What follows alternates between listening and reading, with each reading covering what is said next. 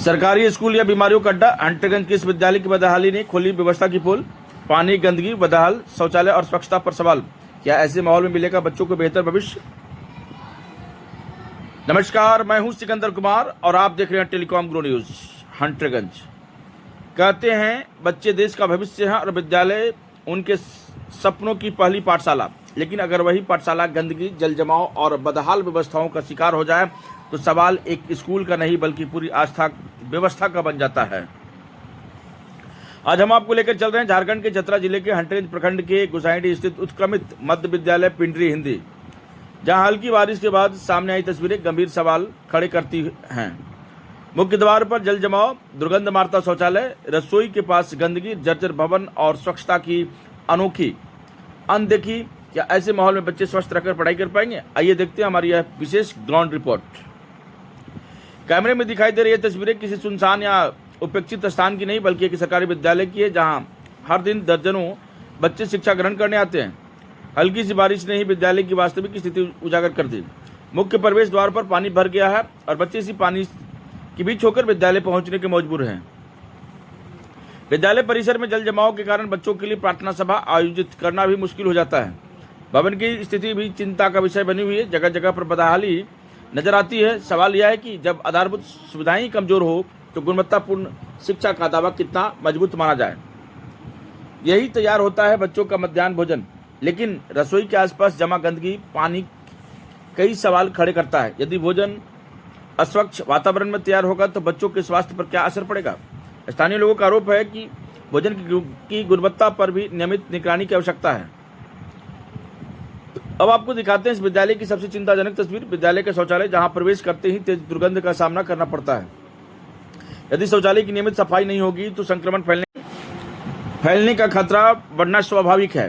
विशेष रूप से छात्राओं के लिए स्वच्छ शौचालय केवल सुविधा नहीं बल्कि गरिमा और स्वास्थ्य का भी विषय है।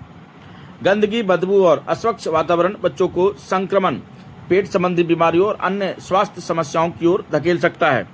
मैं इस समय हंटरगंज प्रखंड के गोसाईडीह स्थित उत्क्रमित मध्य विद्यालय पिंडरी हिंदी में मौजूद हूँ। आप कैमरे में साफ देख सकते हैं कि हल्की बारिश के बाद विद्यालय परिसर में पानी जमा हुआ है।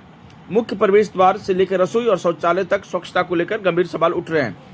यदि विद्यालय में बच्चों की सुरक्षित और स्वच्छ वातावरण नहीं मिलेगा तो शिक्षा का उद्देश्य भी अधूरा रह जाएगा।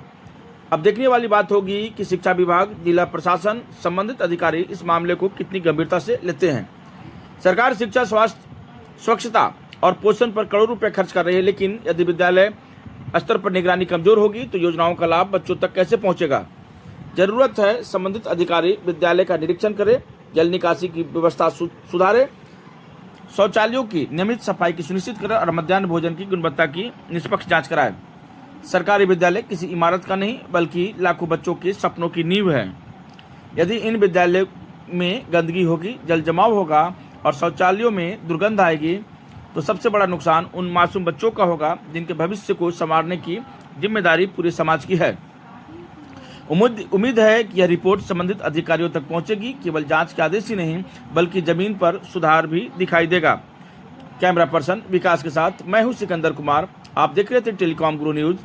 सवाल सिर्फ एक स्कूल का नहीं, सवाल आने वाली पीढ़ी का, भविष्य का है। नमस्कार। अगर यह वीडियो पसंद आए तो हमारे पेज सिकंदर जर्नलिस्ट @gmail.com को जरूर फॉलो करें। इसके साथ साथ हमारे यूट्यूब चैनल टेलीकॉम गुरु न्यूज़ को आप फॉलो करें और उसके साथ साथ शेयर करें। और इसके साथ साथ में सवाल आपसे भी उठता है कि अगर यह खबर आपको पसंद आए तो हमें ज़रूर कमेंट करके बताएं और इस खबरों में किस बात की सुधार की आवश्यकता हो उसके बारे में भी बताएं। हमारा उद्देश्य खबरों के तह तक जाना होता है और उसे समाज की अंतिम पंक्ति में बैठा व्यक्ति तक पहुंचाना होता है कि आप जिस विद्यालय में अपने बच्चों को पढ़ा रहे हैं वहां पर समुचित व्यवस्था है या नहीं। क्योंकि गवर्नमेंट का अर्थात सरकार का जो राशि जो होती है, करोड़ों रुपए जो खर्च करते हैं इन विद्यालयों पर, और वहां पर बैठे हुए शिक्षक और वहां पर बैठे हुए लोग जो हैं आपके लिए क्या सोच रहे हैं और आपकी जो स्वास्थ्य व्यवस्था है, जो चीज़ें जो सरकार आपको दे रखी है उस पर वो अंकुश लगा पा रहे हैं या उस पर अच्छे ढंग से काम कर पा रहे हैं या नहीं। यह सवाल उठता है हम सभी का, और हम सभी का एक कर्तव्य है, और उस कर्तव्य को निष्पक्ष रूप से हमें पालन करना होगा।